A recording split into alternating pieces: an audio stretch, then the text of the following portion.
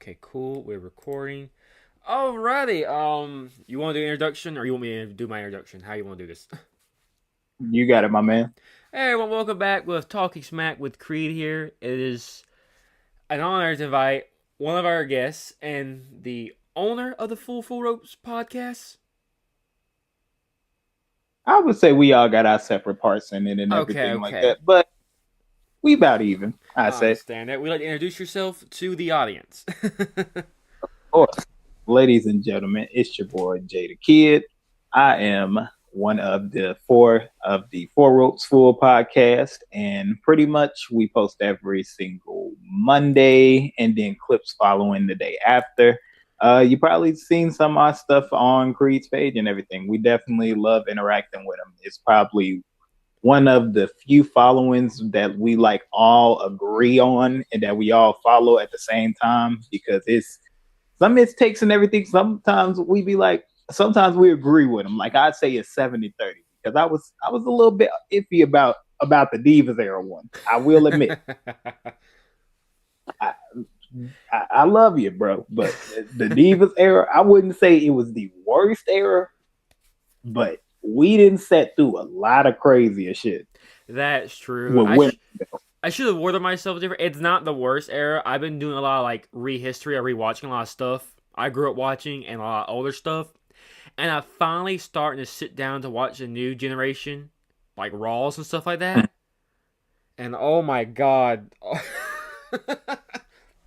Hey, all I'm gonna say is we didn't set through some wild shit in the ruthless aggression era with women titles on the line. They turned that bitch into a butterfly. We might only got 5 minute matches, but they were a little bit cleaner than the other matches. I'm just saying, bra and penny matches every week. Jesus Christ, dude. And people will look at you and then I was like, oh, Vince was great. Sure, if we're on drugs, maybe. I don't know. I don't know. He did the man have his moments? Sure. But Vince McMahon did definitely booked a good amount of bullshit in his era. I don't know, man. Before we get started our WrestleMania predictions, I just gotta say, people will look at 2017 to 2021 ish and go, "Oh, Vince wasn't that bad." Are we sure we were watching the same show? We wasn't. We wasn't. It like I said, do we got spurts of moments where shit made sense? Seth Rollins being on top of the world, sure. Trying to push Roman Reigns to a limit. Because once they went to the extreme by letting them do blue colored contacts and all this other shit, because he would resemble like some fucking Aquaman dream person that Vince touched himself to in private. That's fine. But Dude, that's not gonna change the fact of Roman was not ready for the spotlight like he was, and y'all forced him to basically be the guy without having him literally be accepted as the guy. yeah, people will look at you and call you crazy because I'm not. This is not shade because I know I throw a lot of slander towards Roman and his fans because people go, "Oh, you're a Roman hater." I'm not. I swear to God, I'm not. But they'll look at you, Danny, and goes, "Roman wasn't that bad before the Tribal Chief. You started watching in 2022. I was watching before the Shield was even a thing. Okay, I've seen the form and the fall of the Shield, and I've seen the Roman propaganda change time and time again. Oh, he wasn't really that bad, was he?" They had they had this man won the Royal Rumble during the ending peak of Daniel Bryan's popularity in WWE. And people were mad he won the Royal Rumble. They sent The Rock out there and they were booing The Rock. This is before all the shenanigans with The Rock officially came flying out. People still love The Rock. And they were, you can go back and watch that Rumble and The Rock is looking at the crowd going, what are they booing at? Ain't You, this, brother, you and Roman. like ain't this a bitch? Y'all know Exactly. who it is. He's like, ooh, that's tough, Y'all ain't buddy. seen Guess me who's in a going home after minute, but this? like you ain't seen me in a minute, but like y'all know it's The Rock, right? We don't give a fuck, bro. Roman should not have won that year. But at the same time, again, y'all wanted to push the agenda that Roman was ready to be the man. And now y'all got literally Roman Reigns not saying shit to CM Punk, while CM Punk is saying the same shit we're saying right now on a microphone for money each week. And what makes it so annoying is Roman fans will go, well, Punk's a hypocrite. Punk has had groups of stuff. The last time Punk was paired with anyone, with Paul Heyman, his last time paired with anyone was in 2013. Lest we've all forgotten, it's 2026. It's been 13 years. Even then, on top of that, the last time they was together, Paul Heyman screwed CM Punk. Exactly. We all forgot Punk and He Brock's screwed match. the best in a way. Nobody understand. He literally beat this nigga ass on top of a Hell in a Cell cage. Let's not forget that Paul Heyman is the most slimiest slime ball of all of these motherfuckers. Paul Heyman is the literal definition of jackass. There's no point of trying to build a relationship with Paul Heyman because as soon as he don't like you no more, you getting beat up by Brock Lesnar. That's it. That's all. And like people like to forget during the brief time of like the last match between Brock and Roman, people forgot that there were a lot of signs of Paul already starting to betray or turn his back on Roman. And eventually, he came back, but it was still like, whoa, dude, that was a little too close for comfort. Are you sure you still like Roman?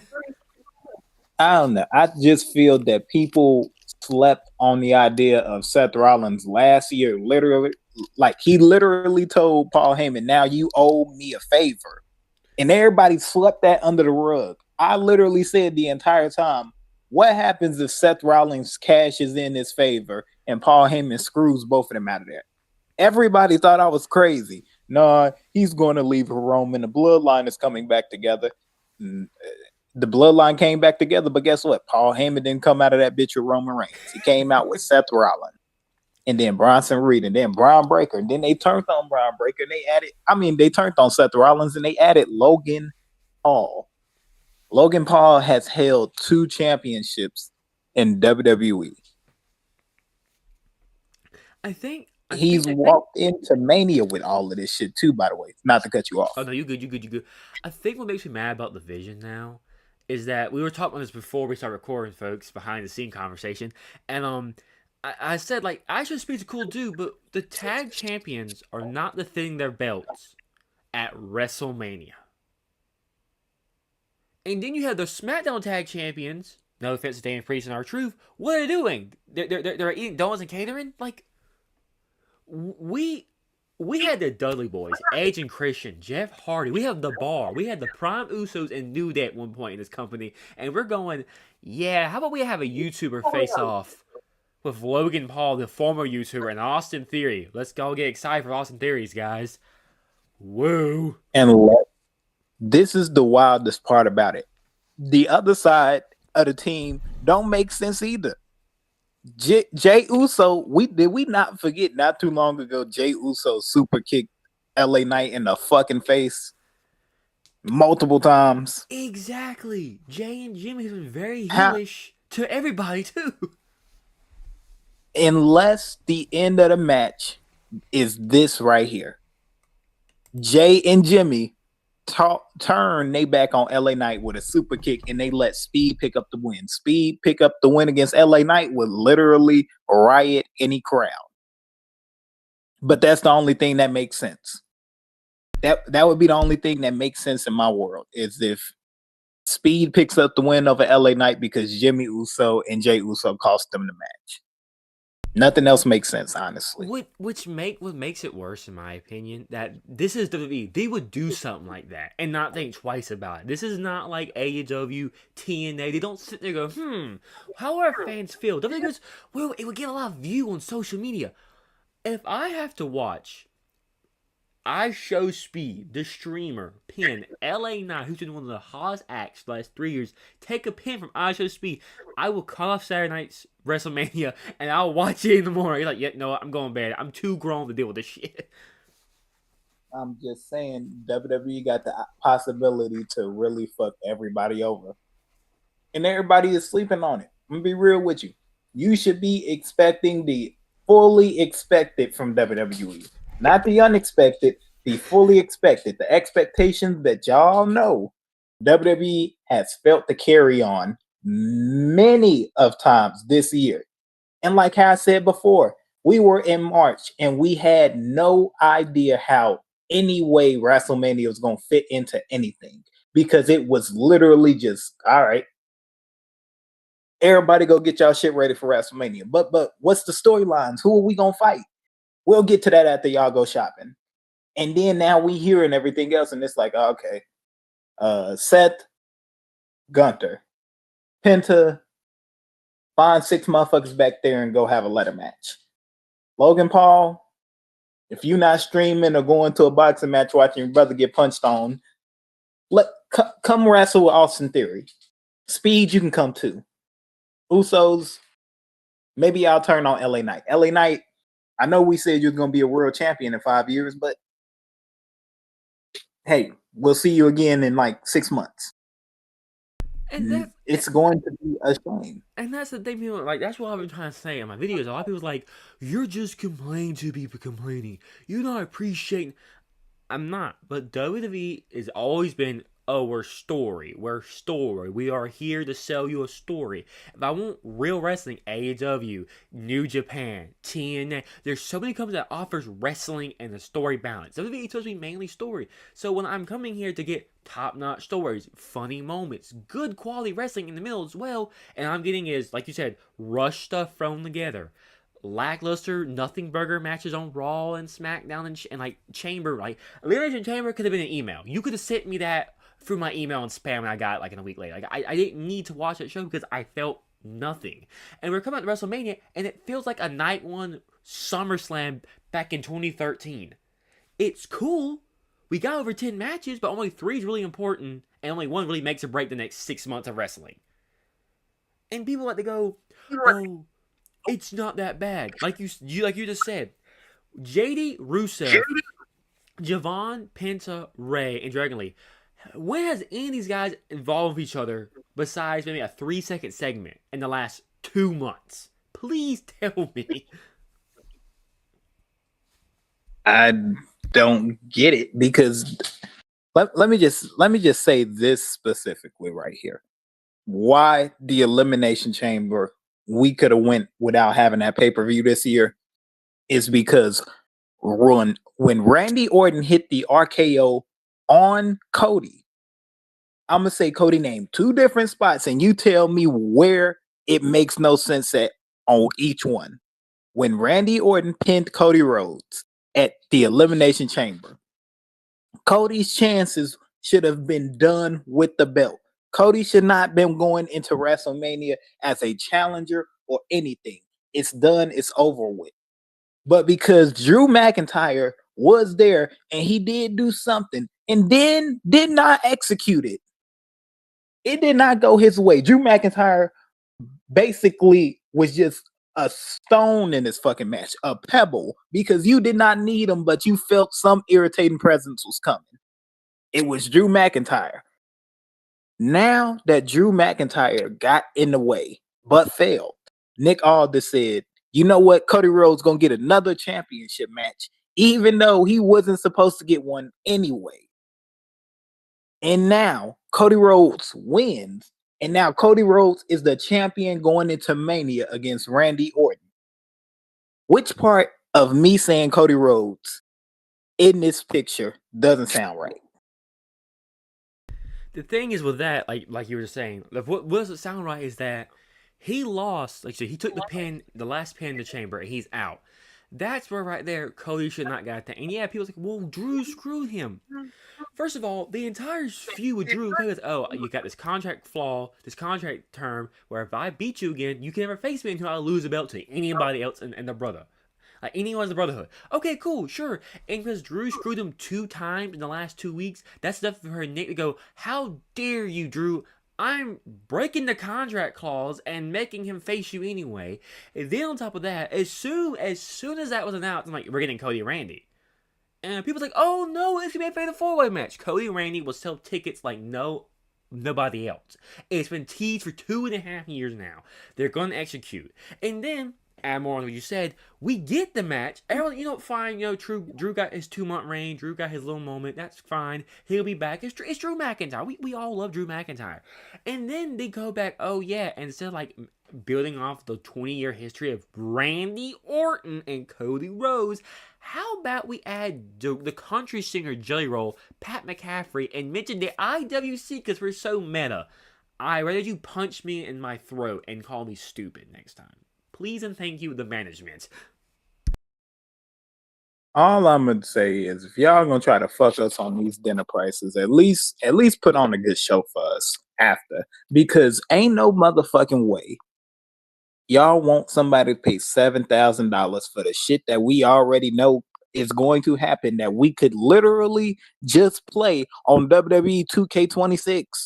I could recap all of this in 2K26 about how WrestleMania is gonna go down because it's the most predictable thing. Stephanie Van Kier, 9 times out of 10, you're not gonna let her lose at Mania unless you want to break Liv Morgan's WrestleMania curse because Liv Morgan is 0-7 at Mania, has not won ever. Stephanie, still young and new, still got something to do in WWE. Jake Paul and Austin Theory and Speed might beat the greatest tag team. The greatest.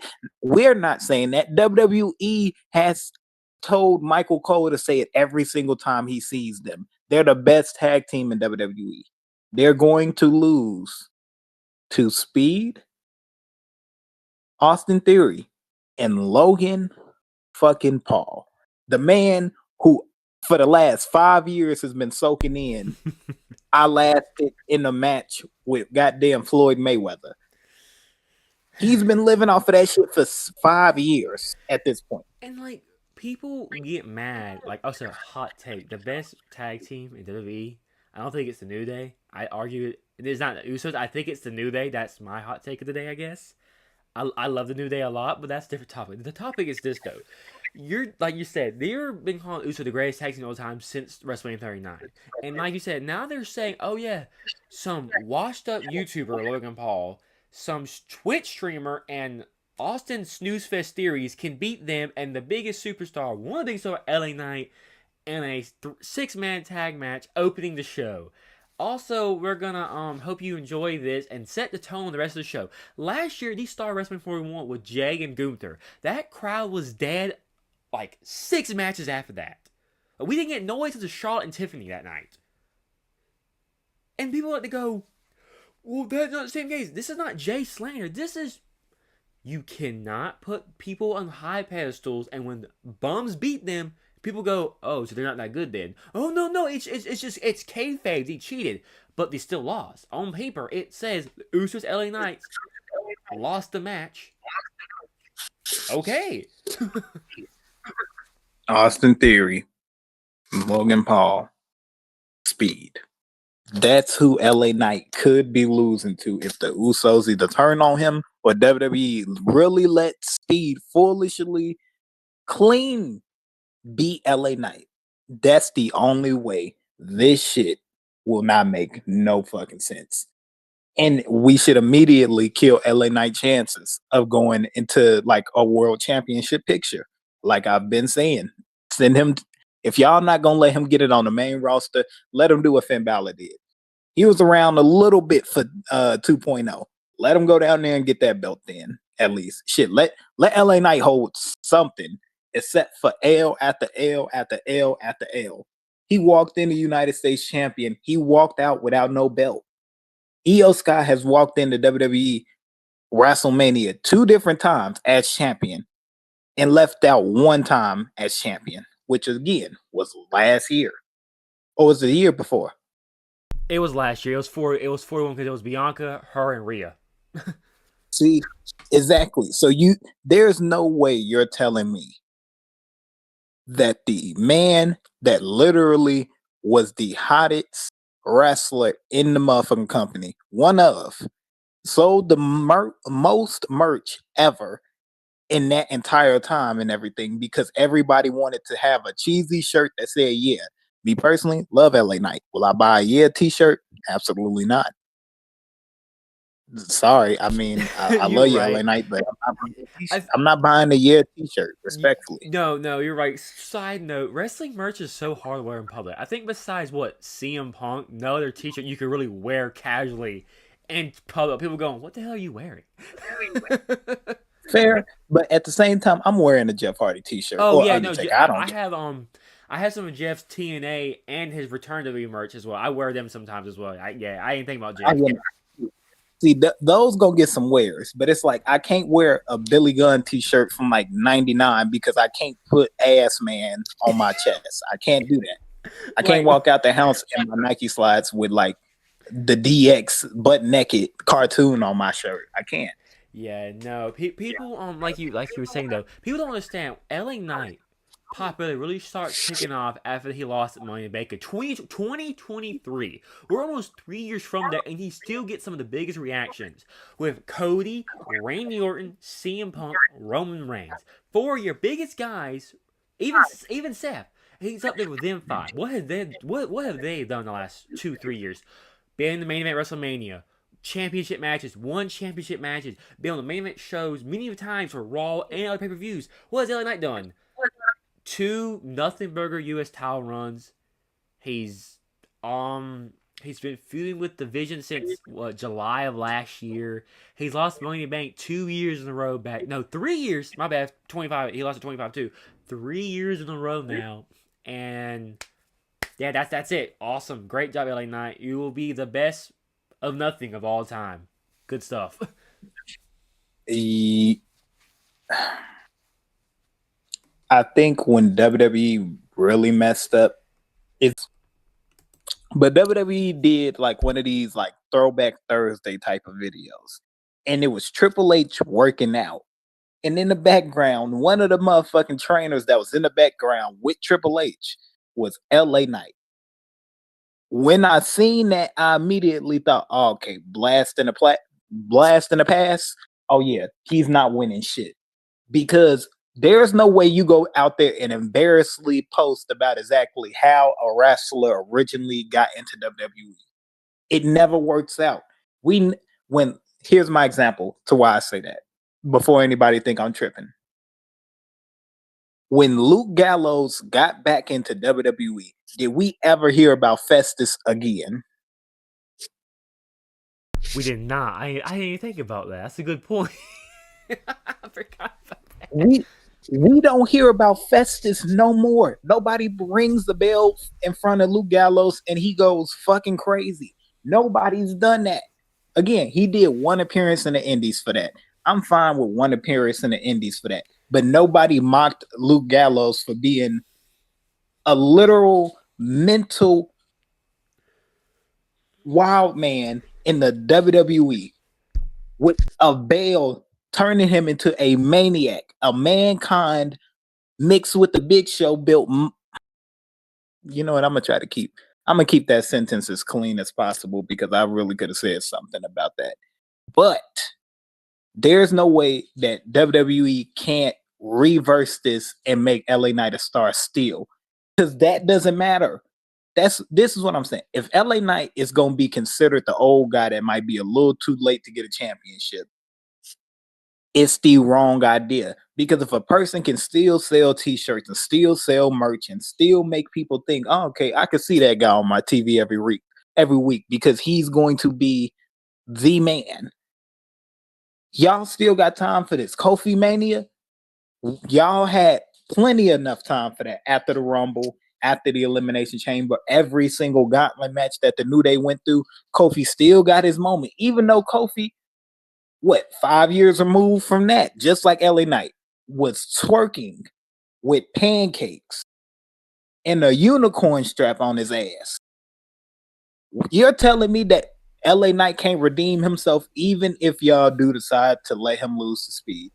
But if y'all do let him lose to Speed and he's not in Money in a Bank or anything going into SummerSlam where it could be, okay, let's see where LA Knight could go and not a battle royal. He should not be in a battle royal for shit unless it's a number one contender for any championship. Y'all got time to do it. Please just do not fuck it up anymore.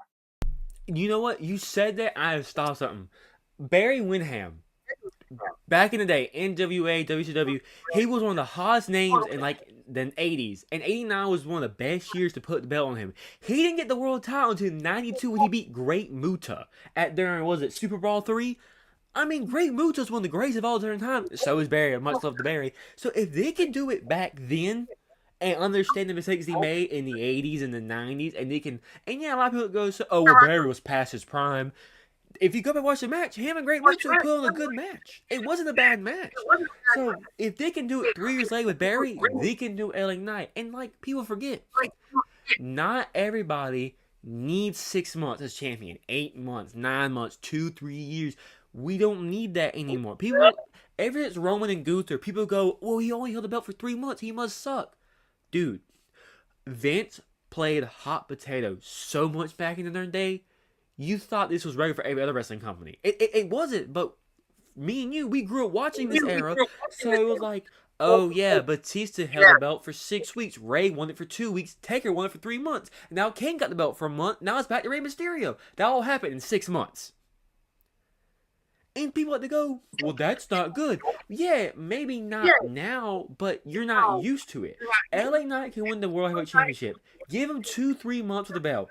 Sell some more TV merch. Get 2, 3 main events on a Backlash, something like that. Have a moment. Put a heel over another big guy over. Like, oh, have him win. Lose to Oba. Boom. You make 2 superstars. Simple math, you know? You know, Creed, the fact that you said that, I'm going to be real with you. I now have to just look up one specific fact about 2025. I want to know exactly how many different champions was in WWE in 2025. Just because this is going to literally tell me everything I need to know about LA Knight in WWE.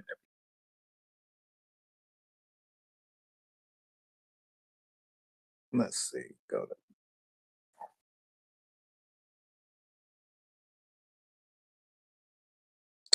There has been a total of 12 different title changes in 2025. 12. Do you know how many of them has been the same person? How many? 3 different times. No, I'm sorry, 2 different times. It has been Dominic Mysterio. 3 different times this year, it has been Cody Rhodes. 3 different times, Cody Rhodes has been champion in WWE in 2025. Rhea Ripley has had 2 different belts in 2025 as well. And you know what's crazy when you say it, about though? They can do that with the WWE Championship. They can have Cody lose it at Mania, win it at SummerSlam, lose it again. I forgot what January to Drew, then win it back in March, and like that's the WWE Championship. But they can't do that to the World Title. They can't potato hop that. And I don't say it's on Netflix. It's the bigger show. Yeah, woo, money, viewership. Yeah. But no offense, if you, let's say Monday Night Raw after Mania, right? I'm just throwing it out. Punk beats Roman, retains whatever, open challenge. He's a fight champion, and let's hypothetically say LA Knight answers. This is all hypothetical. This is not gonna happen. He wins the belt off of Darren Punk. Huge moment. This is a viral moment after Raw. The Raw after WrestleMania. Then you can set up LA Knight having a program with Seth. LA Knight having a program with Division, with Braun. Since he's been feuding for so long. Braun Breaker comes back. LA Knight and Gunther. Haven't seen that. That'd be pretty interesting. Something different, something new. You could run LA Knight and Jey Uso. Hey, I want a shot world title. You know, I'm still main event Jey Uso. Jey and LA Knight. You could do that to SummerSlam. Drop the belt. Boom. That's all we need. Case in point. Exactly. We can just leave that at that because we probably could have this entire conversation for like the rest of this video, honestly. Man, if we have to sit here and talk about all of these bad booking the last year and a half, 2 years, we'll be here until next Sunday, okay? We would be here for a minute.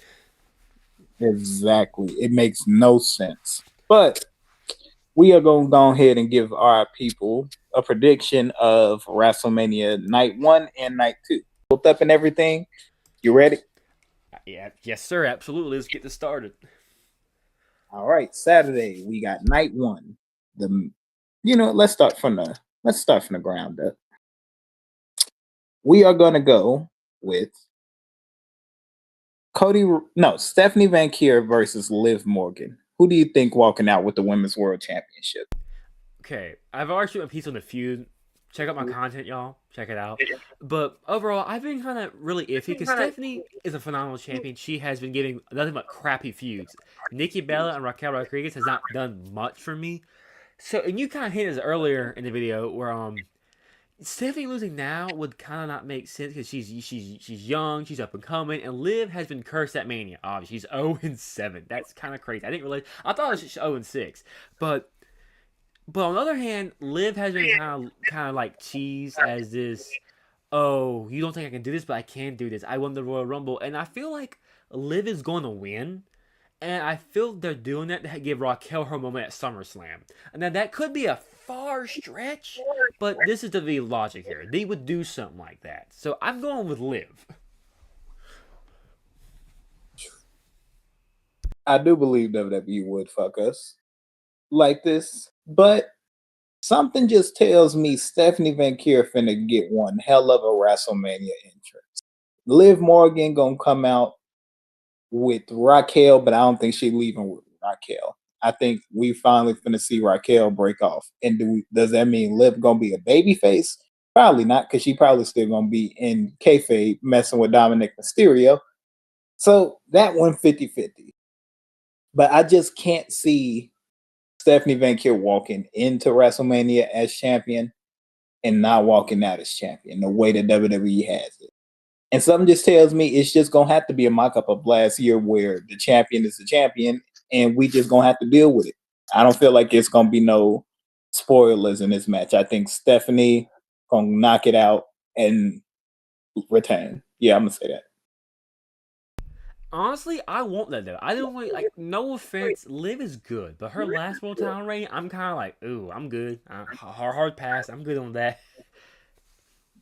Nah, see, I'm glad we on the same page of what we feel could happen, but this one I'm kind of torn on, and I don't know why, because it's only the women's intercontinental championship match. AJ versus Becky. What you think? I cut my mic off, so I just talk for 10 seconds while you hear me. That's not embarrassing. Second, actually, okay, I'm gonna do more for scenarios here. I think AJ Lee retains. And now look, you know my opinion on this. I'm gonna repeat real quick for everyone else. I love Becky and AJ Lee, two of my all-time favorites, but this feud has kind of really done nothing for me. And I don't know if it's just because I'm spending too much, and that could just be me, but it's been kind of like you order the same thing from McDonald's every third day, and eventually it gets kind of sad. That's how I feel about this feud.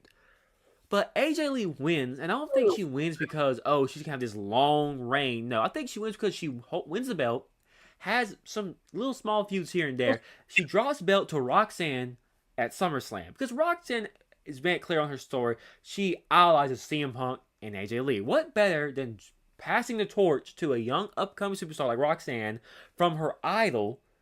AJ gets one last title reign, drops to Roxanne. Roxanne goes on, does her own thing, heel or babyface. I don't know how they're gonna do that. AJ Lee gets one last great moment at SummerSlam, and AJ Lee can do what she wants now. Show up here and there, maybe do more feuds with like dream match, maybe with Charlotte Flair, Alexa Bliss, whatever she wants to do. Because like honestly, I don't think AJ Lee needs to be a world champion. That's not shade to AJ Lee, but looking at the landscape and the talent we have, she's got to wait in a long line.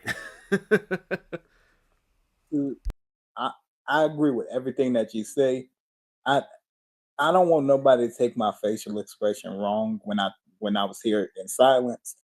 But we could I could I'm not against AJ Lee winning, but AJ Lee could be women's intercontinental champion until SummerSlam. I get that's not too far away, but that is too long to keep AJ Lee with this championship. Don't get me wrong, it's the women's mid card champion, Ooh, I and they didn't. not promoting Yeah, anybody in stars. you're right. I didn't think about that. That's still about 4 months. I didn't even think like that. I was just kind of like hypothetically speaking. Yeah, 4 months is a little too long. I'm just, bro, that's 120 days with a belt. This already kind of feels a little bit too overextended for AJ Lee. And I'm not saying she doesn't deserve it, but you know exactly why this feud just feels dried up as it is right now? It's literally because it is the same thing from Punk and Roman the first time.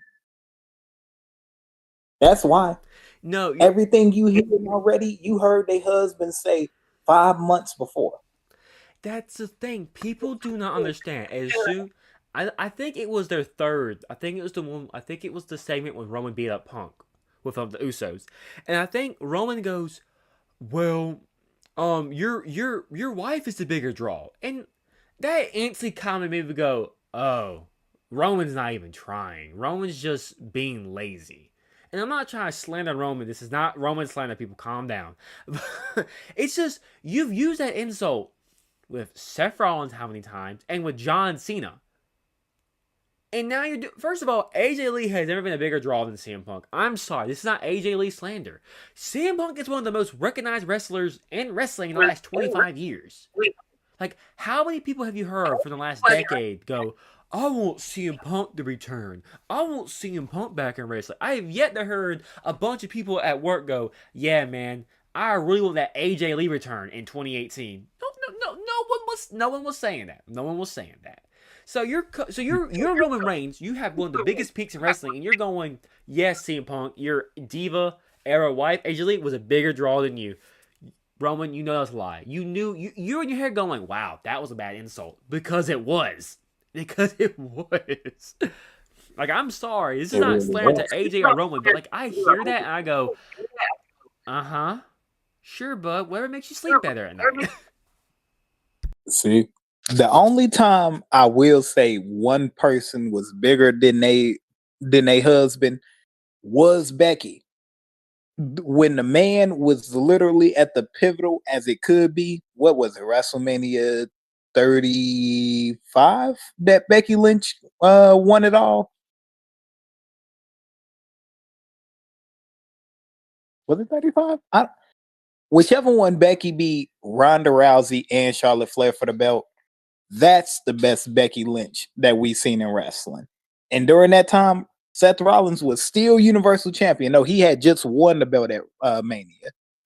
And for that entire time Seth had the belt, nobody gave a fuck. Everybody was traveling from SmackDown to Raw to see Becky Lynch. That's the only person I think was bigger than their husband. Everybody else is kind of 50-50. Exactly. That only worked with Seth because Becky was the face of the company for a year and a half. The only woman that made it a one night WrestleMania. And like, yeah, well, that works big because, like you said, Becky was like, people don't understand. Becky was so popular, it got my dad to start watching again for a little bit. My dad has not watched wrestling since the WCW ECW days. Okay, let's put that in perspective. That he has not watched since the Stone Colds, the RVDs, the Rocks, the Stings. So when he tuned in to go, oh, I heard this. I heard her promo on Facebook. I think she's pretty cool. I wanna watch Raw with you. My dad has not given a shit about wrestling in years. So when him and other people at school going, yo, Seth, you still watch wrestling? That Becky Lynch chick, she's pretty cool. She's massive. She's big. No one did it for Nikki Bella. No one did it with AJ Lee. Becky Lynch, though, she was the man. They called the woman the man because she was the man. I mean, I could go on for 30 minutes about this. Like, thank you. I'm glad you said that. Exactly. That's why I said what I said. Like it makes sense and everything, but like it tires itself out. But I think hopefully if this is the end of this feud, AJ Lee comes out of it on top, and then Becky Lynch goes back into the world championship picture. I don't know, she knocks some bolts back into her head or some shit like that, but she gonna have to go back to the drawing board and literally be world champion, especially if AJ Lee gonna hold this title for another 120 days. That's a different conversation we need to have. But next, we got WWE's Women's Tag Team Championship Fatal 4-Way match. We got Nia and Lash. We got Charlotte and Alexa. We got Bayley and Lyra. And then we got the Bella Twins. For what reason the Bella Twins? I don't know why. Haven't been on a winning streak. Haven't done anything successful for real in WWE in the last 2-3 months of their debut. But that's just me. What's your thoughts? Well, first things first. Let's. I agree. No one will convince me that the Bella twins were actually worth a shit. And like people who get in my comments go, "You're just being sexist." First of all, no. I'm just saying, if a bad wrestler's bad at wrestling, they're just a bad wrestler. You have not woke up middle of the night and go, "Man, I gotta watch that Brie Bella match." You've never done that in your entire life. But back to the actual match. Back to the actual match, though.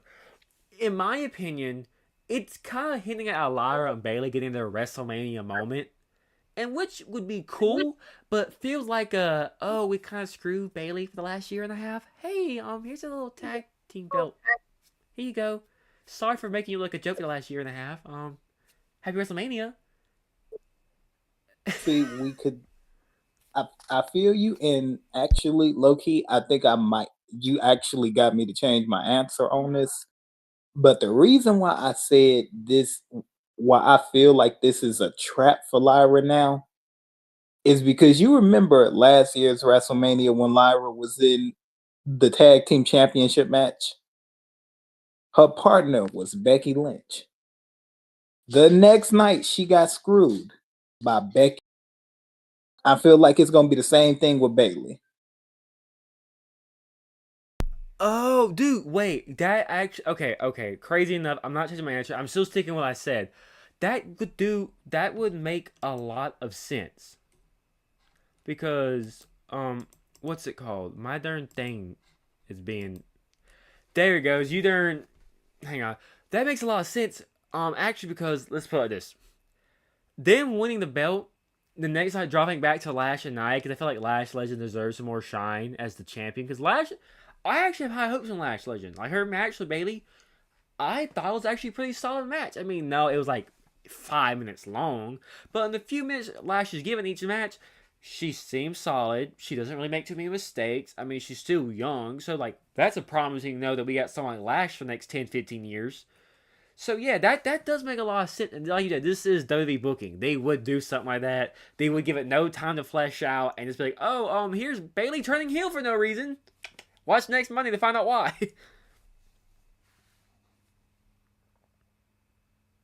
Also, you're muted. See, we both just had our moment on this video. We literally just talking and nothing.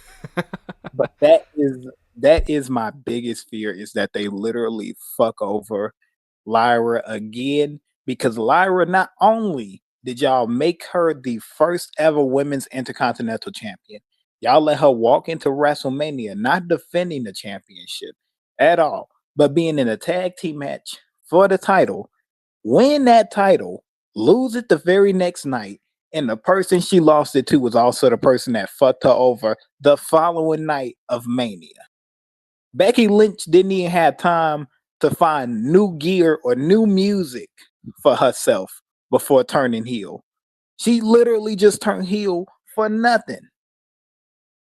Bailey, she going through this mind thing where first she a hugger, then she the crazy bitch, and then she the ding dong host or whatever. Bailey got three different personalities, so there's a chance that they go defend these titles again, and Lyra gets screwed again, and WWE go, oh, well, that's just a coincidence that Lyra got fucked over twice the night before Mania. No, it's not. Y'all thought y'all was doing something creative, and y'all let it literally fuck what y'all had already planned. Bailey wasn't injured. She wasn't injured at Mania. Literally. She literally just had to step over and let Becky Lynch take the spot and take the motherfucking title off of Lyra when we could have did rookie vet. Vet pass it to somebody else. And then these motherfuckers worry about each other again. But literally it was fuck Lyra. And that's the person I'm scared for because this is the third youngest person in the goddamn match. We could literally kill her career if y'all fuck her over with whatever y'all got planned. And that's my That's thing. me though. That's my thing. I agree with that, especially with the liar part. I'm more worried about Liar. Bailey and almost everyone else besides Lash, everyone else in this match has their career set in stone. Whatever they do now, it just adds to that legacy they already built for the last 10, 12 years. Lyra is one of the best aiming workers for women, and she doesn't really have a character, and her mic skills are kind of But she still has time to build and improve that because she's not like late 30s, early 40s. She's quite young. She has a good 10, 15 years in this company. So people can't sit here and go, well, she'll be fine. No, dude, she cannot win the belt back, get the belt with Bailey, drop it the next night back to Lash and Nia, have Bailey turn heel on her, feud with Bailey up until SummerSlam, and like, no offense, look what happened to her and Becky. Her and Becky should have been a simple feud, the rookie versus the vet, the master versus the student. Lyra out just basically outs wrestler Becky, wins the belt, gets her moment, move on. And instead, she gives the belt to Becky, eventually losing the darn thing. And then Lyra goes back to being a darn manager, basically a lackey for Bailey. And now they can repeat the same thing again with her, with Bailey. You're reheating old nachos. No one wants old nachos. Reheating old nachos. That's a new one. I'm gonna have to take that. I ain't gonna lie to you. I'm definitely gonna have to borrow that from you. No, man, but like, yeah, like I agree with what you're saying because like Lyra's not one of my all-time favorites, but she's grown on me in the last year or two, and I thought she was pretty cool in NXT. So it's kind of like she has potential to be a fan favorite. The Bird Lady's fun. That's cool. You guys like slogans? Give her the Bird Lady slogan. Instead, you're going, nah, we're gonna have her feud with schizophrenic Bailey. Why? Why? Why are we doing this? Exactly. And Lyra, that's my biggest fear. She has the biggest fall from grace that we've ever seen from a woman in NXT to going up to the main roster. Now I get Roxanne Perez, she still got time to do whatever the fuck she want in WWE. She got way more than enough time. We've seen the potential that WWE sees with it. When they push the button on this, who knows?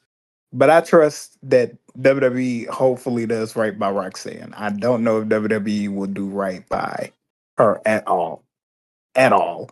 So I'm hoping that maybe I'm wrong, but I don't feel like I am. But I will change my answer. I do think Lyra and Bailey pulls off the win. All right, what is our next match? Exactly. With our next match, we have two matches featured in the first hour on ESPN2. It's crazy. We got the unsanctioned match of Jacob Fatu and Drew McIntyre. All right. Okay. This could be a hot take. I'm just throwing off. If your subscribers yell at me, dog, I do apologize because this is not a hot take. I don't really care for Jacob Fatu, and not that he's a bad wrestler. I just I look at Jacob and I look at Solo, and like maybe this is a weird take. I feel like Solo should be getting the push that Jacob's getting. Like that match with Gunther Solo had remind me that Solo is a darn force in the ring. Like that dude can put on some like hardcore hitters, and he's leading this ranky dank off-brand Timu bloodline. Like I don't let that man kill somebody. He should be fight for the title. He should be leading the darn Timu pack. Let that man kill somebody. He can hoop. Nah, he's gonna be an average leader with the average group. Get out of my face. But back to Jacob and Drew. I think Drew should win because if they want to keep Drew in that main event scene, he's got to win. You can't lose the belt to Cody, then lose your belt to an upcoming superstar at WrestleMania after you've been tormenting him for weeks on end and going, I didn't attack you. It was Cody. It was Randy. It was your mom. It wasn't me. And then lose to the guy and not reveal who attacked him until SummerSlam or some shit like that, and have Drew lose again in the rematch and do nothing. I understand Drew is a big name, but he's not like a Roman or a Punk or a Randy. He can't lose 10 times in a row. People still go, but that's Randy. That's Roman. That's Punk. Because, like, Drew has been so iffy with his booking. Because it's like, oh, it's Drew McIntyre. Oh, it's Drew McIntyre. Ugh. So him losing here just kind of goes, yeah, Drew, you're going back to the mid-card and doing nothing for next year. Have fun in catering. Exactly. And then honestly, we just gonna run through the ones that don't really matter. So I feel like we can just probably quick draw through most of these. We got Logan Paul, Austin Theory, Show Speed, and the Usos and LA Knight. I think we both agree that the winner should be the Usos and LA Knight, but the winners could possibly be Speed. Unfortunately, I have to agree. Not to rush, but I agree, unfortunately. I feel like we should just leave it at that. I have nothing more to add to it. We spent the first couple minutes talking about that. Exactly. Um, Seth Rollins versus Gunther. Actually, I don't think we can I don't subtract want it. to speed run, but I'll be quick as I can with this match. Here's my take. Gunther needs to win, and I know people hear that and go, but Gunther's boring. First of all, if this man can retire Goldberg, Cena, and AJ Styles, he should not lose for the next year or two. If he lose, All in the same year. what's that? I said all in about the same year. Exactly. He beat them in a 6-month time frame, and he loses to a coming off an injured Seth Rollins. Get out of here. Get out my face. I'm sorry. Seth is one of my all-time favorites. So is Gunther. But if you want Gunther to be this dominant heel for the next 5, 10-ish years, he can't lose after destroying 3 legends back to back to back. You can't do that. But also, quick side note, Seth and Gunther might steal night 1. They might be match of the weekend. Something is telling me in my soul that these two are going to put on a 30-minute classic, steal the show, and overshadow Cody Randy. But that's just me. That's just me. I agree with you, honestly. I think that Gunther probably washes Seth Rollins in like 15 minutes. I think that they'll have a great match though, but I think Gunther comes out on top on that. And it's the right call if we trying to put him back in the world title picture after this is done. But that is gonna be kinda be hard to do with night 2 with a certain person, if you know what I mean. But let's see, did we get done with night 1? Pretty much. Yep, we went through night 1. So now we can look at Sunday's card. We got Jade Cargill versus Rhea Ripley. We for I'm gonna just quickly just say mine's. I'm gonna go for Rhea, honestly. well, so I don't. Did we talk about Cody Randy? I don't think we talked about Cody Randy. Who we want to win Oh the no, we match? didn't talk about Cody and Randy. I'm gonna let you go first on that one. Yeah, I'll do mine quickly. Unfortunately, is now this would have made me happy 3 months ago. Now I'm sad. It's gonna be Randy Orton. They're gonna drag this out to SummerSlam. They're just gonna waste his feud. I'm going to say my heart wants to say Randy. My mind is going to tell me Cody is going to go to the extreme and slowly start building that heel type of thing. But this also is not a unsanctioned match. So I feel like WWE could take the cheap way of Cody ruining Randy Orton's 15th world title win. They're going to let Cody get himself disqualified or do something over the limit to where it's like he still leaves WrestleMania with the belt, but he just the dickhead and slowly becoming that. That's what I feel like WWE's gonna do with it. In my mind, my heart definitely wants to say Randy though, but The I guess only we'll see him. the only reason why I don't think that is because Pat keeps going. If Randy loses, I'm gonna leave, and Pat's too much of an asset to WWE. So him never coming back is too far fetched. It was kind of like somehow in some way either Pat's gonna kick Cody in the balls and we're gonna RKO, or Jelly Roll's gonna come and save the day and not Cody out or hit Cody and Cody's gonna, oh no, are you okay? And they're both gonna get RKO. Randy wins the belt. They're basically gonna repeat what they did with Travis Scott and John Cena, mock wrestling and have night 1 end on a very, oh no, I'm worried for night 2. The only reason why I say that is because unlike who was I just thinking about? I don't know why the fuck my mind just completely froze off of that. Unlike Logan Paul, I feel like you should see a little bit more Pat McAfee because Pat McAfee has only really talked in WWE. He's had maybe 3 or 4 matches in WWE, but it's like every other time we see Pat McAfee, it's behind a microphone. And I'm fine with that. He can be behind a microphone and everything like that, but it's like he makes no sense in this feud. But think about this. Just think about this one real quick fact.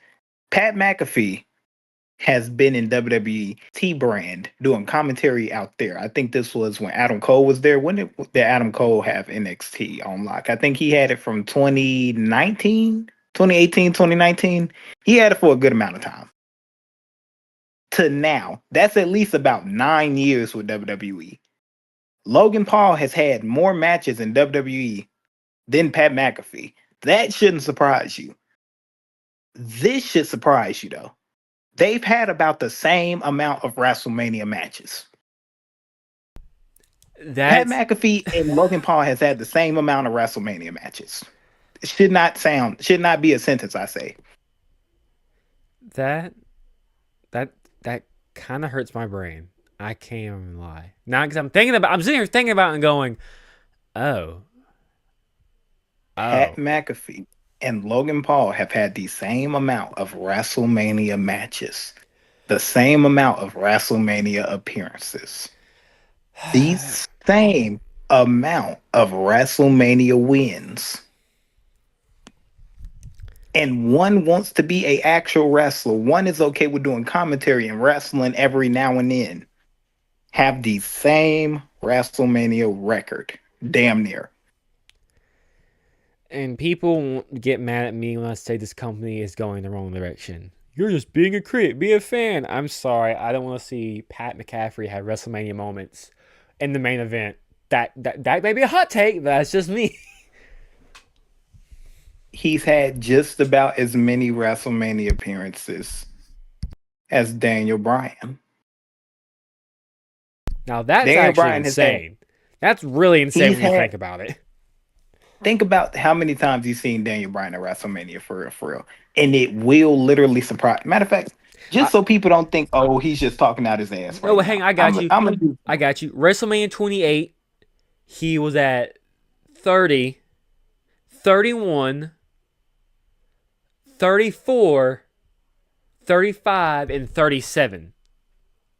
So he has 7 WrestleMania appearances. Let's just see how many Pat McAfee got. And yes, ladies and gentlemen, I will also be including COVID area. The COVID area of wrestling. Pat McAfee has been at WrestleMania. Pat McAfee has been in 7 WrestleManias. Whether announcing or being in the matches. Pat McAfee's WrestleMania record is 2-1. What is Daniel Bryan's? Darn, that's Let's a see what question. Daniel Bryan's WrestleMania record. Like what? 2 and 5, 3 and 4. He's 2-4 at Mania. No, he's 3-3 at Mania because he won at 29, 30, and 31. He's lost in 28, 35, and 37. Pat McAfee has a better win percentage at WrestleMania than Daniel Bryan, booking wise. That's crazy to think about because you could say Bryan Danielson is one of the greatest all-time wrestlers in ring in the last 20 to 25 years. And was a mid wrestler at WrestleMania.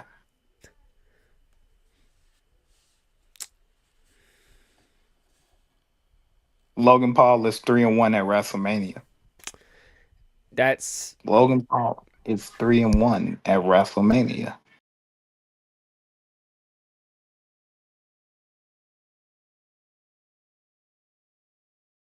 I have 0 words. If we keep talking about this, I'm just gonna get more angry, and we're just gonna start ranting about wrestling's booking. Oh, brother! You know what? Let me just move on from that. That's exactly how I feel. Anywho, you said what? Rhea and Jade. That's what you said the next match on night 2. Yep, I'm gonna give it to Rhea. Honestly, yeah, and like this is not Jay Cargo slander. I don't want to feel like I'm bashing Jay because I think Jay has great character work and she's pretty good on the mic. It's just they don't trust her enough to go in the ring and they kind of baby her, so her flaws fall through, and you can obviously tell. Oh, she's really green. She's not know what she's doing. She looks really bad, and you see that and you go, oh well, we'll give it a championship anyway. Hope Bianca comes back, and Bianca doesn't show up in time, and you're like, oh no, we'll just give her Rhea. And it's like, you see that. And instead of, I don't know, having someone else win the belt, like, this might sound absolutely insane. But you could have pivoted and have Jade drop the belt to anyone else on SmackDown, like Charlotte, Tiffany, Alexa Bliss, take Stone for Raw even, and run the damn Rhea. And that's not shade to Jade, but if you didn't feel confident enough to have Jade do this, and you're just gonna now look, I want Rhea to win too, and not because I think Rhea needs it. No, Rhea has not grown nothing after she lost the belt last time. She's basically been the same character since she's lost the belt. She's had no growth, no nothing, and all her world title reigns have been lackluster or just kind of That's the nice way to say it. It's nothing special. So this world title reign has to be great. You cannot fumble this. This cannot be bad or forgettable. It has to be worth the damn. Because people like to say, "Oh, Rhea Ripley is the greatest woman of our era." She has the matches. She even has some of the crazy moments, but she does not have the promos or the title reigns. Every great has at least one title reign that makes you go, "Yeah, they or them." I can give you examples for Becky. I can give you examples for, Bianca. I can give you examples for men wrestling too. You have to have that one reign that goes, "Oh yeah, they were that guy. They were the top dog at this time." But that's just me. I'm with you on it. I feel like Jade definitely could work a little bit well in the mid card, like right now, kind of like what you did with Chelsea Green, like the Secret Harvest, like exactly what you was doing with them. You could have put Jade in that same predicament without having to put all that stress on her, because now she has to walk in as the women's world champion and maybe defeat Rhea Ripley. And y'all maybe let her hold the belt into SummerSlam. Unless y'all feel like this is the biggest waste of time ever. And y'all gonna have her and Jade fight for nothing. Just so later on Bianca and Rhea could have the same match that y'all wanted to see at Mania beforehand. They wanted to book Jade versus I'm sorry, not Jade versus Rhea. I meant Rhea versus Bianca at Mania anyways. It felt like they wanted that anyways, but you had to throw Io Sky in there somewhere because you got to reward her. You got to. Io Sky probably had the best 2024 and 2025. It's never been a doubt that Io Sky was never going to put on a great performance. But you knew that you couldn't cheat her out of another moment like you did a whole bunch of other stars in LA Knight.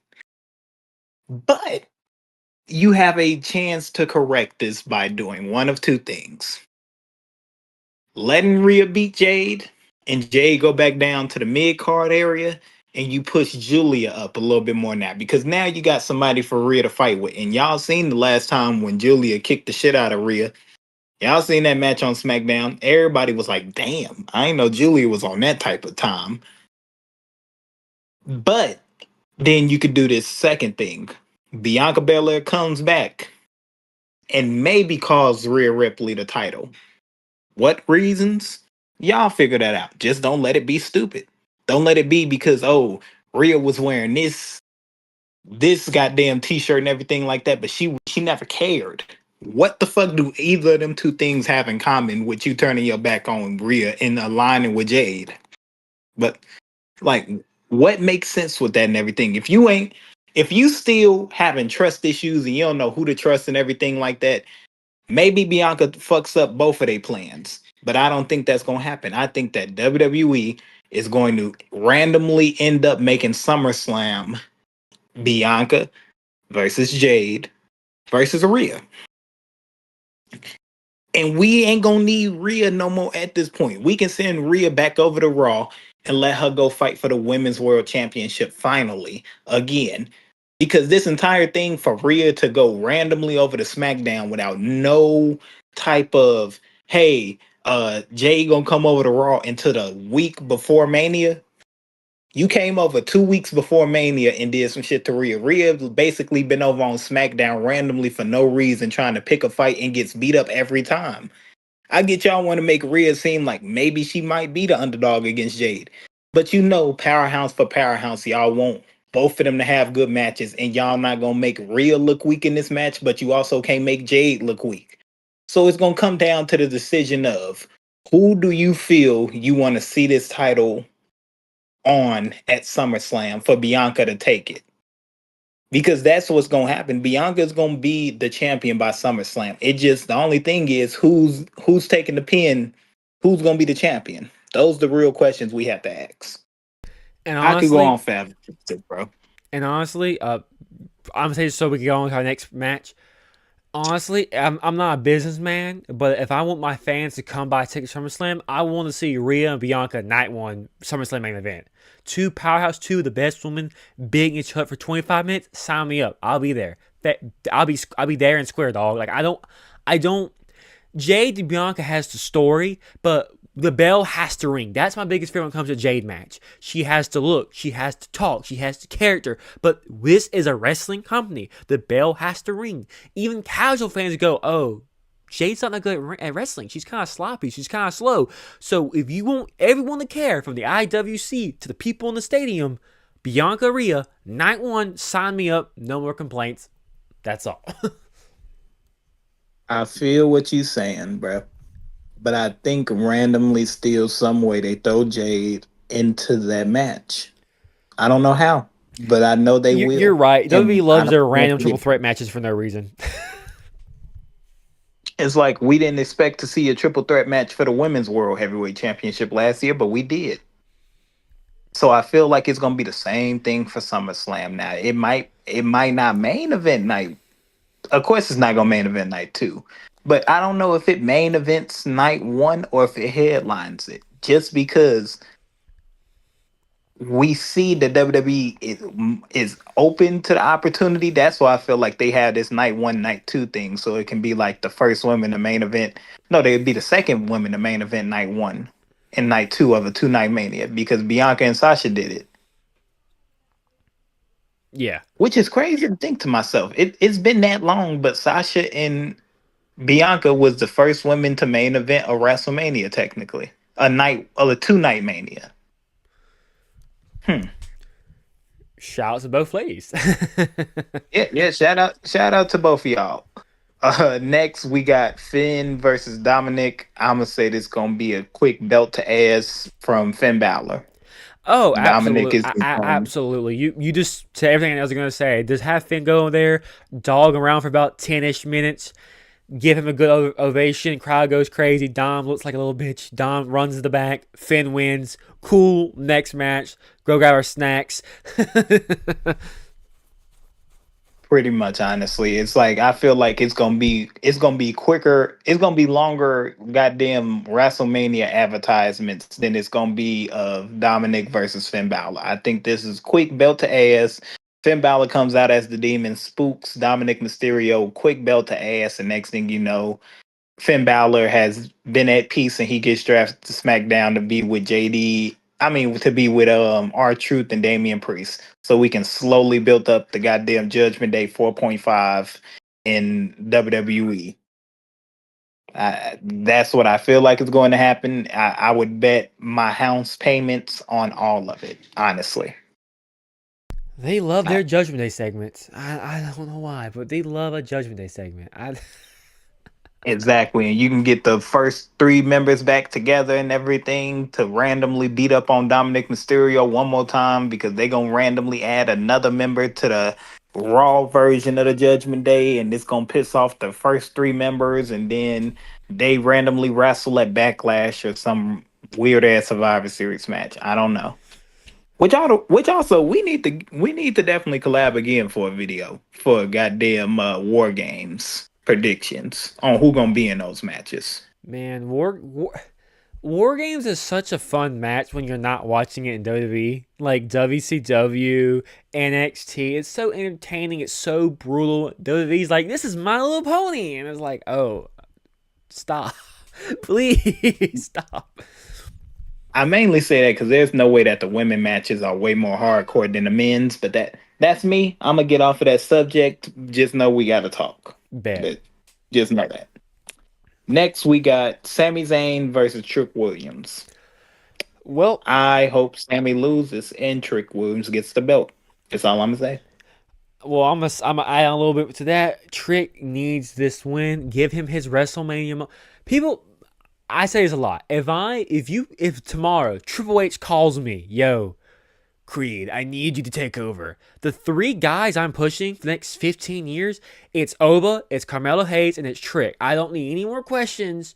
Those three guys, you can main event and sell shows for the next 10 to 15 years. You have everything you need. You have a great heel, you have a monster character, and you have someone that's oozing with a charismatic aura. That's all you need. WWE likes their characters, their heels. They love good mic. Trick is probably the most fun heel we've gotten in a minute. I love his little things like Sammy's in the backstage. He goes, "Oh, look at Sammy." Ooh. And Sammy's like, "What's your problem?" He's like, "What are you talking about? I'm just walking by." And like, I love that. And like, Trick, we need that. If they want to, Trick can win the belt. And if they want to have a Trick and Carmelo Hayes feud, that's money. They have history in NXT. That could be a SummerSlam feud. That can be a Survivor Series. That can be Royal Rumble or next year's Mania. It's money waiting to be printed out. So like you said, don't fumble this. Trick wins the match. They put on a nice 15-minute banger. We go on to the next one. And it took the words out of my mouth, honestly. I will just add this one quick thing to it. I don't see a world where Sami Zayn keeps the belt at Mania, and does anything past the point of SummerSlam that fans are going to be interested in. Unless you are finna turn Sami Zayn heel for some reason. Why? I don't know. When he was just crying to the crowd saying, y'all are gonna watch me be world champion one day, and it's gonna be a great, beautiful moment.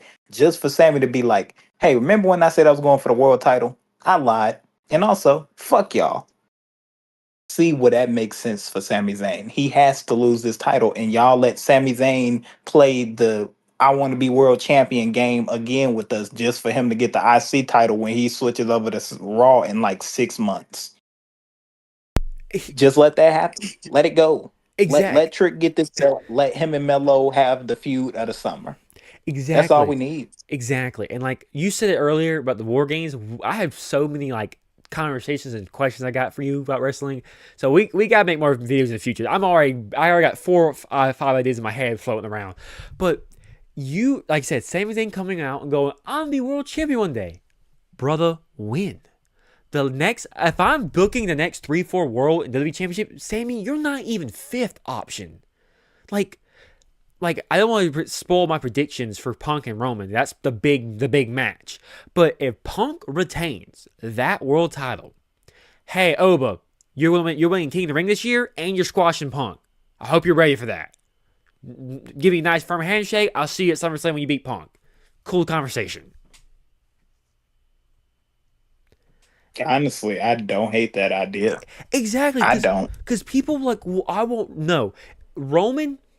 Reason why I don't want Roman and Oba, because that would be a great match. But Punk, you have Punk, this veteran who's on his way out. He's got about 1.5 years left. He wants to hold his belt as long as he can. He has more fight. He's an animal. They're pushing Punk into the corner, forgetting who he is. You have Oba, this upcoming young guy who's basically Brock if he could talk and probably move better, in my opinion, to a certain degree, because Brock was a freak of nature when he was younger. Let's get Brock some prop there. Anywho, but yeah, Oba and Punk would be this main event night 2, night 1, wherever you want to put it at, of Punk trying to prove I can still keep up with these guys. I'm still seeing Punk. And Oba going, you're done, old man. You done your course. You're cool. You were cool 15 years ago. This is my time. I'm the ruler. I'm Oba. I'm about to beat you 10 minutes tops, go home, and come back Monday Night Raw and beat who else is next ass. And you're going to go back Monday Night Raw and cry. That's cool. Nice match.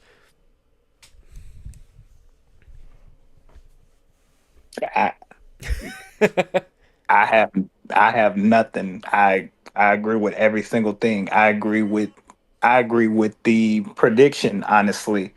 If that happens, honestly, I'm 1,000% okay with CM Punk beating Roman if it means Roman isn't gonna be the one to beat up Oba. It should literally be Oba beats Brock. Oba holds that momentum all the way to SummerSlam, and he beat the hell out of CM Punk for this belt, and we get the reign of Oba, because Oba versus Seth Rollins would feed families. Oba versus Javon Evans again, generations. Oba going against Cody Rhodes again, I think would low key be a great match. As Dude, Cody being the heel versus Oba being the man, being the guy that runs Raw. Give the ball to Oba, get the fuck out the way. Is what I'm saying to Triple H. exactly. If I could speak to him right now. People do not understand. Like I'm not someone who likes to push heavy on one superstar because I like to show love to everybody and be like, hey, everyone has potential to be great. Oba is is one of them people who come around who goes, okay, if you don't push now and push hard, he will never be the next big thing. He hasn't beat Brock yet, and the crowd is eating him up like candy. They love this guy, and you're seeing this every week. They're getting him Oba chants. Like they're getting him these long before his music even hits. They're dancing with him. They're screaming for him, and he's not even really a good guy. He's more of a heel than he's a babyface. So you're seeing this, and you're thinking to yourself, well, he should beat Brock's ass in 5 minutes, have a nice car wreck, kill Brock. No offense to Brock, but Oba's got to beat your ass. You go on, win King of the Ring, call yourself, I'm not the king, I'm the ruler. I own this damn company. I'm coming for you, CM Punk. CM Punk goes, well, you're just a kid. I'm CM Punk. Oba's like, I don't give a shit who you are. You could be John Cena. I'm still killing your ass. Beat CM Punk, hold that belt for a year.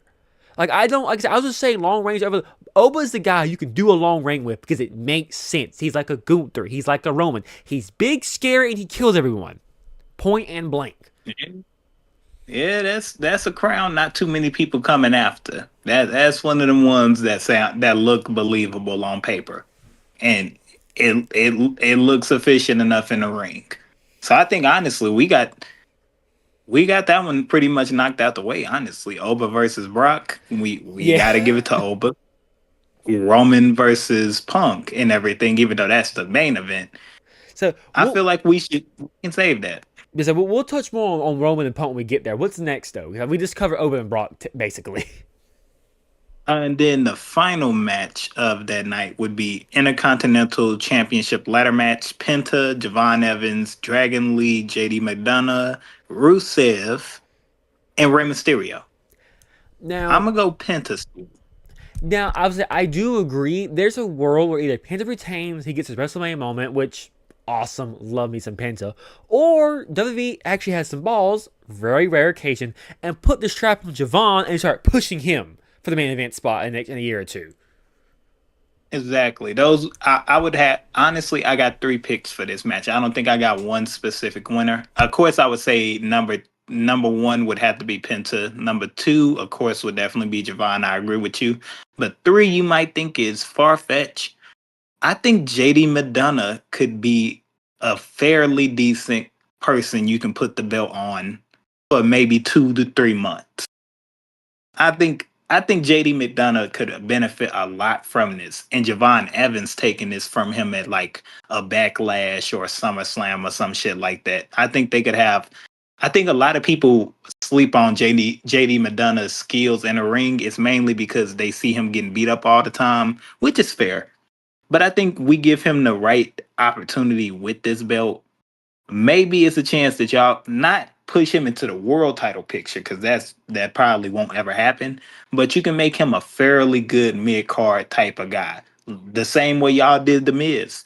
The Miz could be considered. The Miz is considered the best Intercontinental Champion of all time. JD McDonough could put himself in top 5 depending on how good y'all actually want to use him for. I think him versus Javon Evans would be a great match at SummerSlam. I feel like his rough and tough ground and pound heel type of moves and everything with Javon Evans' high flying style and everything like that, it would remind me of a Edge and Jeff Hardy type of feud. Technical versus high in the sky type of impact type of wrestling. I feel like those two would have a slept on match, and it would definitely still give you room to be like, okay, Javon Evans is our guy, but watch out for JD McDonough mysteriously.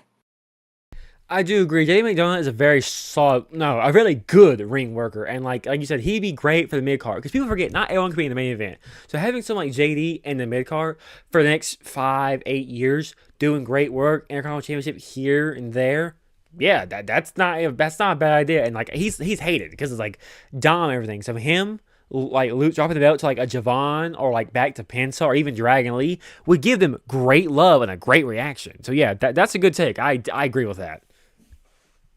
Good, okay. And then, of course, we just had our final match and everything of the Roman versus Punk. I think that Punk walks.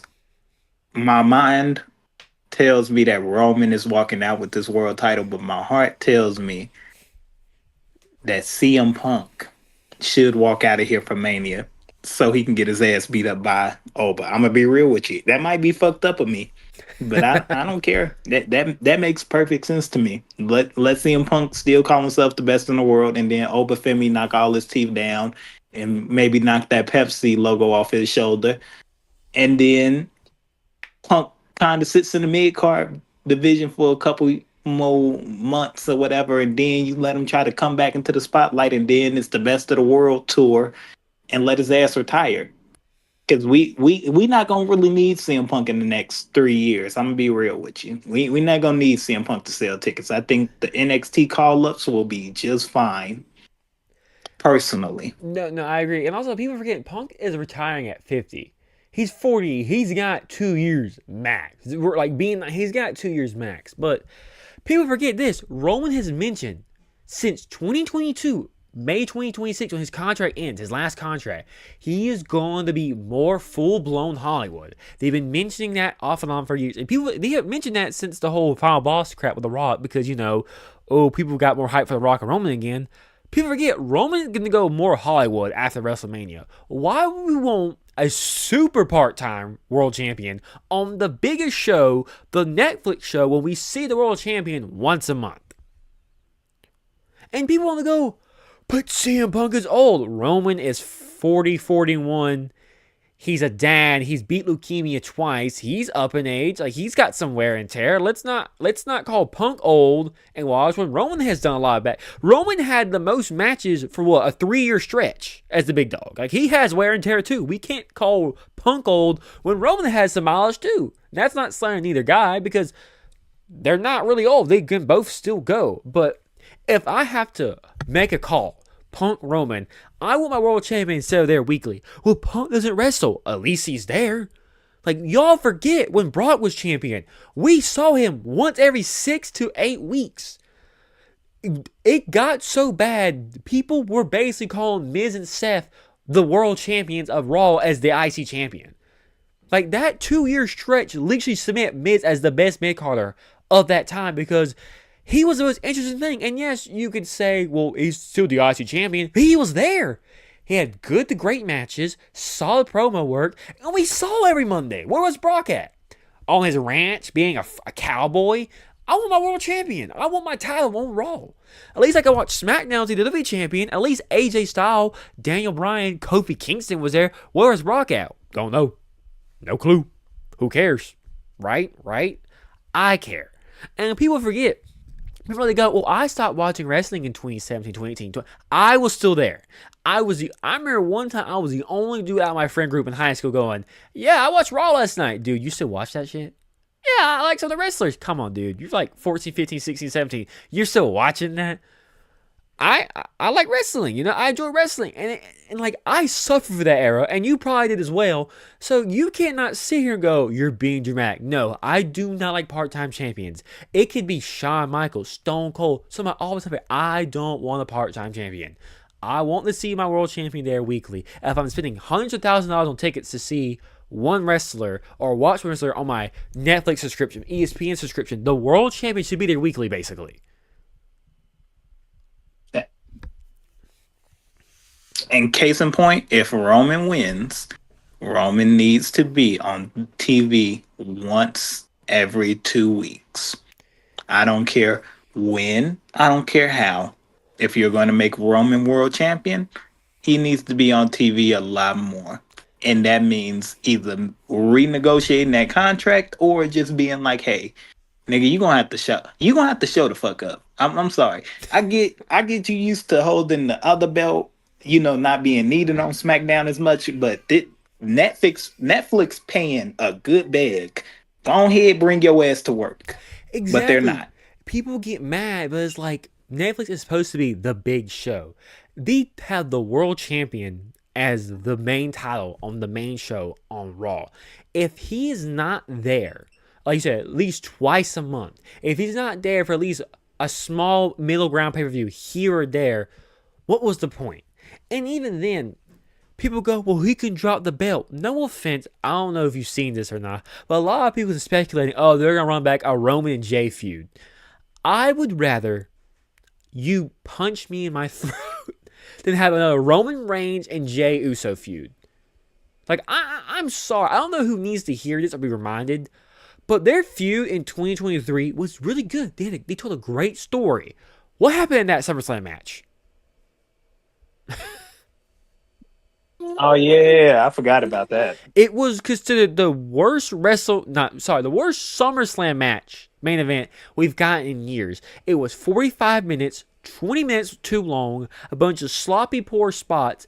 There's a spot where Jay tries to put Roman on a stack of chairs, and then Roman ends up going through the pile of chairs. So basically, Jay hits Roman on a pile of chairs that's not under Roman, but on top of Roman. So technically, Jay hurt himself more. Then you got Bloodline shenanigans, and then at the end you have Jimmy Uso turning heel again on Jay. Why? Well, because Roman's family. Jay is your brother. You came out the same woman. That is your brother. And it's like, well, Roman's the tribal chief. That's your brother. Like, I have an older brother. I'm not turning on my brother because this guy calls himself the tribal chief. Like, I'm sorry. I could be crazy, but I'm good. Nah, you right. And low key, it's like the thing about that is like to be weird. It's like Roman, he did it because Roman, he didn't want Jay becoming like Roman. But at the same time, you watching your brother without the same benefits as Roman become Roman himself. Well, like, Exactly. where does that make sense?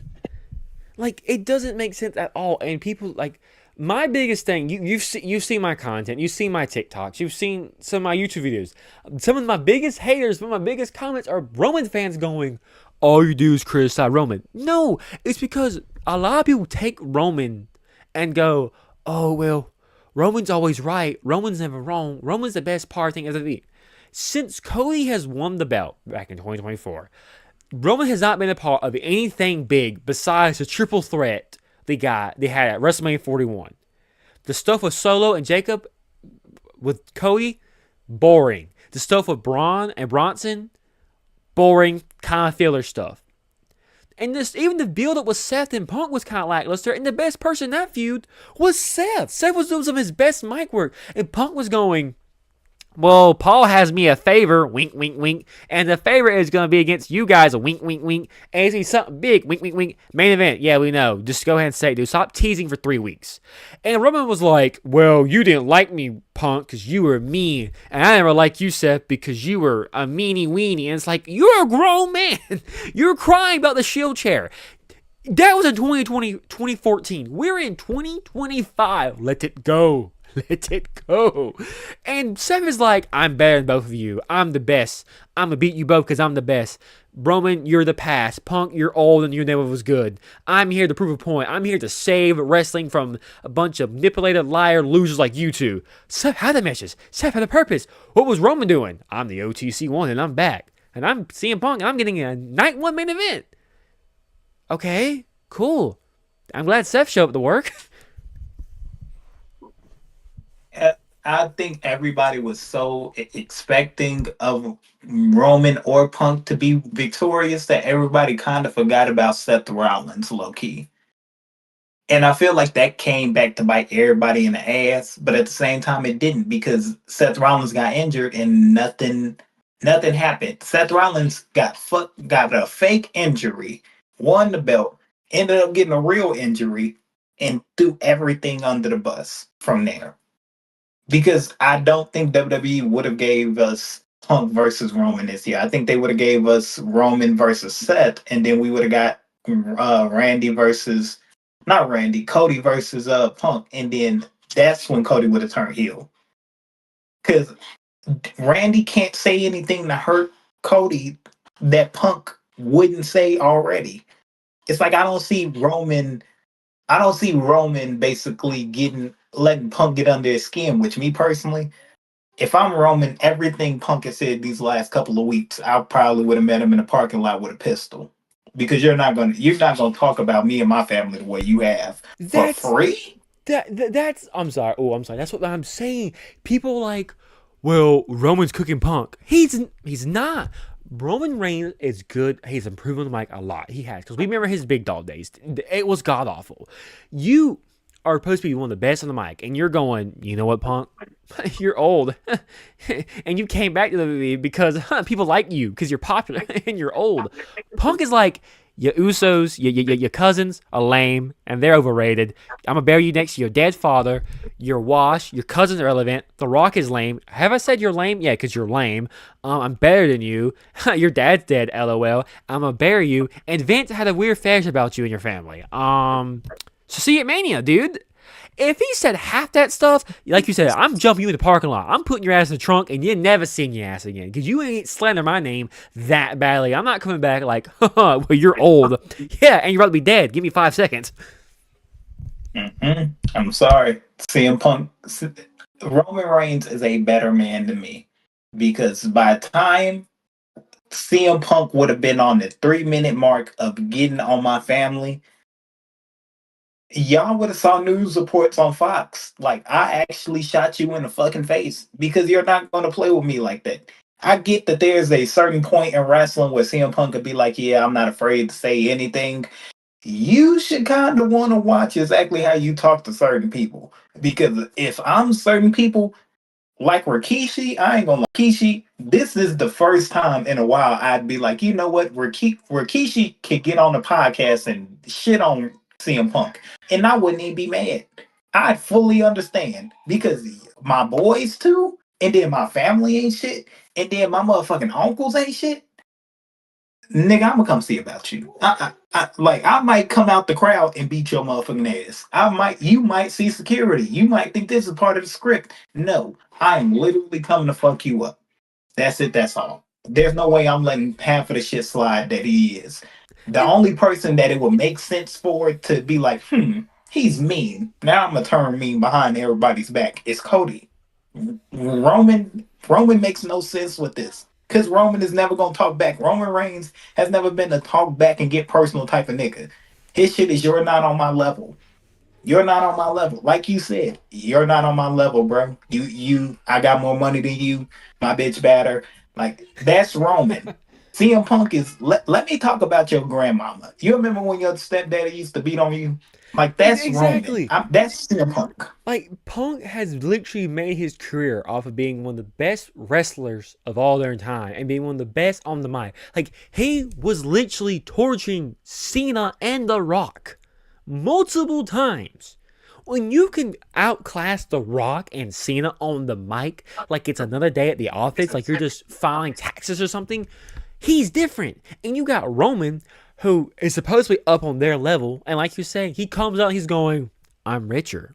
You're old and washed. I'm cool. I'm the OTC, and you're just Phil. You're old, fragile Phil. That must suck for you. And CM Punk's like, I'm gonna dox your whole family. I'm gonna beat your dog, and I'm gonna steal your grandma's cat. Roman, do something. Fight back. He's not fighting back, and I don't like that personally. And I feel like that's why Punk should have went against Cody, and Roman could have went against Seth, and we'd be okay with that. We'd have to figure out the rest of the shit for the year. But I've been way more calmer with Punk going against Cody because that's the only person that makes sense when you say, like I said, he's a meanie. Let me go be mean behind the scenes. Let me go do some evil shit later. That's the only person that type of matchup makes sense with. People get mad at me because it's like, oh well, is in Punk's head. No, Roman might be hypothetically in Punk's head, but Punk is basically running laps around this guy in this entire feud. Tomorrow is Monday Night Raw, and we're gonna get Punk and Roman's last segment before their main event match. This match will make or break determine the next 6, 7, 8 months of wrestling. And if Roman does not come out swinging, batting 1,000, or having one of the best brawls we've seen, Roman has lost this feud. He may win the match, but he lost the feud. And and I say it like this because you can't go, well, guess what, Punk? You left and you came back. You you need to be famous again. You went to AEW. You went to other companies and now you're back here. Oh, well, you're old and no one cares about you. And also, did you know that you're old and your name's Phil? Like, you can't repeat the same stuff you said for the last 3, 4 weeks in a row almost. Nah, I agree with you, bro. Now it's to the point where it's like, do I really want to spend $3,000 to see this shit? Do I really want to open up ESPN and pay them motherfuckers $38 to watch a match that was set up less protective than cement walls? I'm not watching that personally. It's like Yeah, I have a better time. I had a better time watching the highlights of a basketball game than sitting down the entire time watching two matches on SmackDown last week. Because it's like these are just thrown together for fun. And matter of fact, you know what? We gon' we gonna have you on again next week. We're gonna do it on our platform next week okay. because we might have to have you on again because we need to talk a lot more about not just the entire WrestleMania. We just need to talk about the entire book in the entire year. Dude, this we could spend 7 hours talking about the booking. I can't even lie with you. But also, quick note: 42. I say it like this. On paper, I think we talked about this in the beginning. This should be a great WrestleMania. You have the names. You have potential all-time match like Seth and that match we will be talking about for the next 5, 10, 15 years from now. That we have the potential of these being great matches. But story and the bill of getting there has just been a really big pothole in the road. You're driving, you're late for work, you're having a bad morning, you forgot the keys, you didn't get bread last night from your way from home, your lady's mad at you, the radio's not playing nothing good. You know what? I can just drive to work. The day could be fine. You hit a pothole, and now you're like, I want to go home. This sucks. I don't want to do. That's been the build for WrestleMania 42 this year. You think it could get better? Then there's a pothole. And then you forgot your wallet. And then you forgot the house key. And now you're just like, I should just stay home. I should stay in the bed and not even cut on the TV. And that's been my film for WrestleMania 42. And people get mad at me with my Raw reviews or SmackDown reviews. You just negative the whole time, Creed. Why do you watch it? I like talking about wrestling. I enjoy wrestling content. I love talking wrestling. I talk wrestling with my coworkers, with my family, with my friends, with people I've met online from doing this. I love talking wrestling. I enjoy wrestling. But if I'm taking my time out my day as a consumer watching your product and you're giving me the same stuff last week, but oh, this time instead of these guys fighting, they have a tag partner instead. They just fought last week. Or my favorite, you get 40 Judgment Day segments. Woohoo! My favorite time.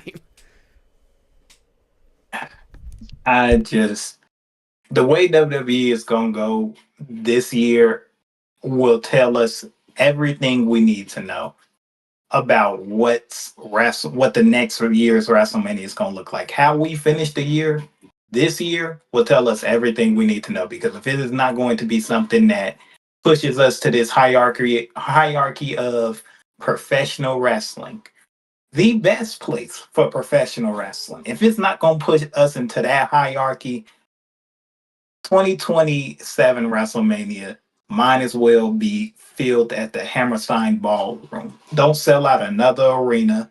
Don't sell out of airspace. Don't sell out shit.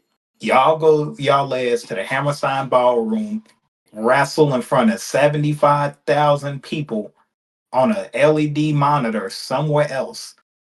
Do not give us a WrestleMania next year if y'all cannot finish this year out strong with what fans really want, which is not Roman versus Punk, which is not Cody versus Randy featuring Jelly Roll and Pat McAfee on ESPN, sponsored by Snickers. We don't need that. We don't need that to end our year. You know what? We've been through so much sticking by y'all. Y'all deserve to give us one good year. And what's crazy, like I didn't even think about this. You just said it about next year's WrestleMania. The problem with next year's WrestleMania or next year in general, we've forgotten. I think I forgot. Next year's Mania is gonna be in Saudi Arabia. I get, I got a whole different video for that one, my man.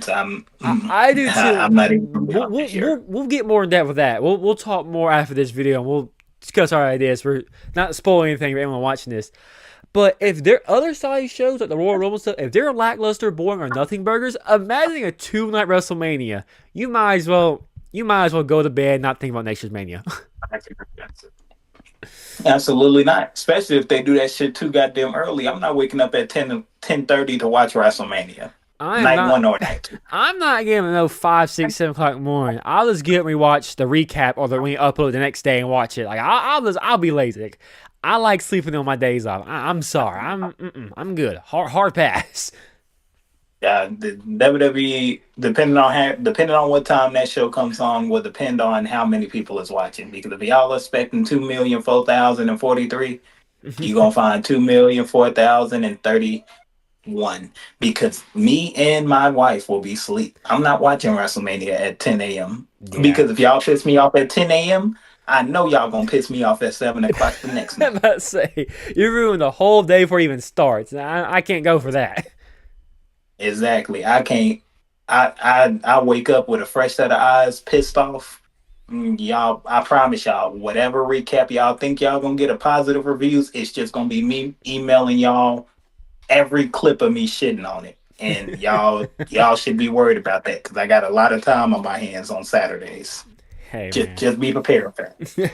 Well, I'll ask you one question before we do our sign off here. All right.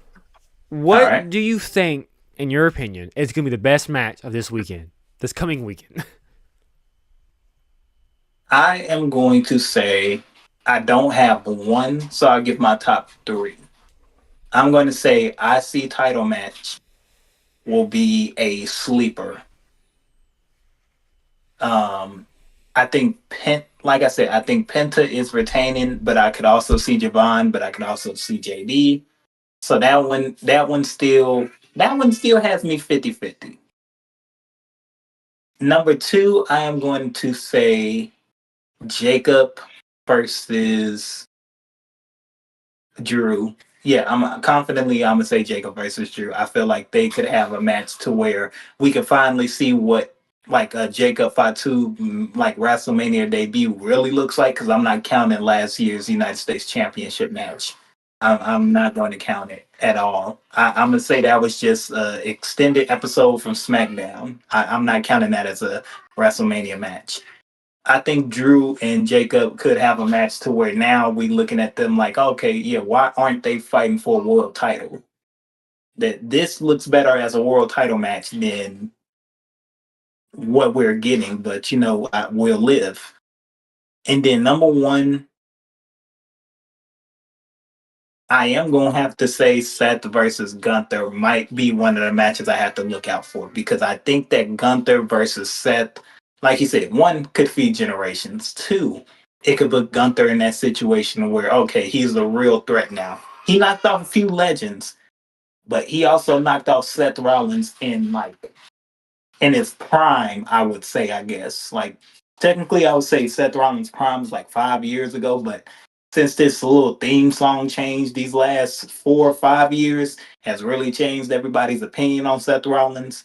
That's why I say like beating Seth Rollins in his technically his second or third prime, whatever people want to say, I think it's gonna make Gunther look like a real serious threat. With honorable mentions to Roman versus Punk, because at least we're not getting no advertised celebrities for that match. It ain't The Rock and Bruce Willis for some random ass reason. I'm sorry.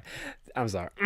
No, but yeah, I'm gonna start off where you ended. Seth and Gunther. Seth was moving that good in a suit on Monday Night Raw. Oh yeah, Seth and Gunther are about to put on a 35-minute class that you'll be telling your kids about. Because I don't know, I have that feeling in my bones that this is gonna cook.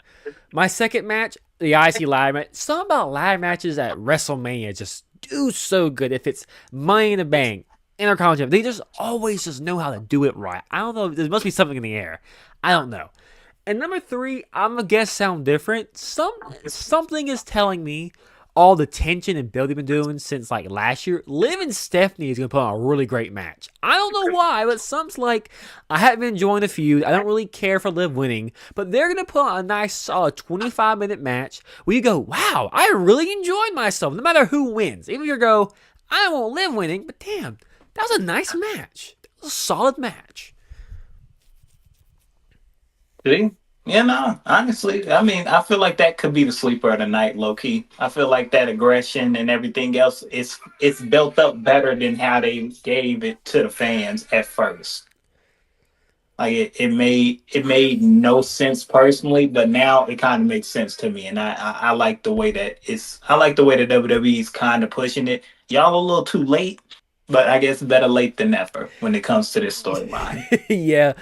And I'll mention, I guess, I want to say Cody Randy because their King of the Ring match was really good, but I feel we're going to get a bunch of celebrity interference, so I'm kind of sour on that. So I'm going to give Oba and Brock.